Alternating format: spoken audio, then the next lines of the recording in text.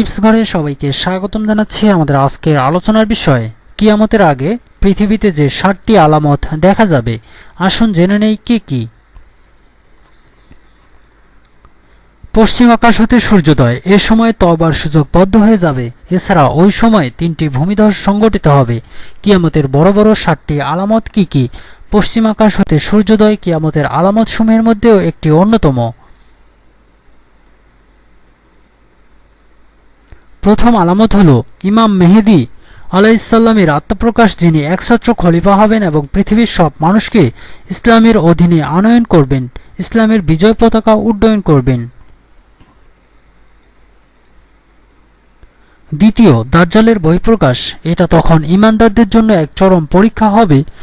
তৃতীয়, হযরত ঈসা আলাইহিসসালামের চতুর্থ আসমানে থেকে অবতরণ, যিনি ইমাম মেহেদী আলাইহিসসালামকে সাহায্য এবং দাজ্জালকে হত্যা করার জন্য অবতরণ করবেন। চতুর্থ, ইয়াজুজ ও মাজুজের বহিঃপ্রকাশ। পঞ্চম, দাব্বাতুল আরবদের বহিঃপ্রকাশ। ষষ্ঠ আলামত, আদন গহ্বর হতে অগ্নিকুণ্ড বের হওয়া, যা মানুষকে হাসর ময়দানের দিকে একত্রিত করবে।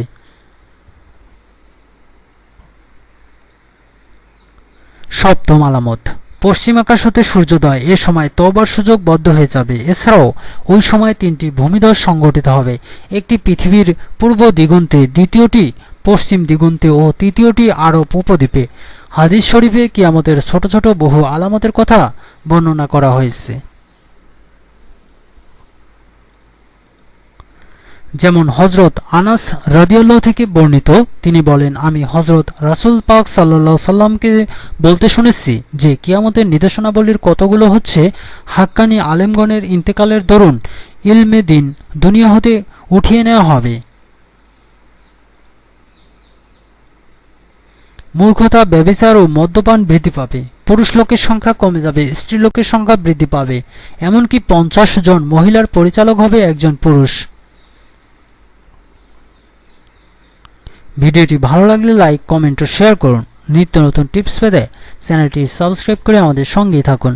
ধন্যবাদ ভিডিওটি দেখার জন্য।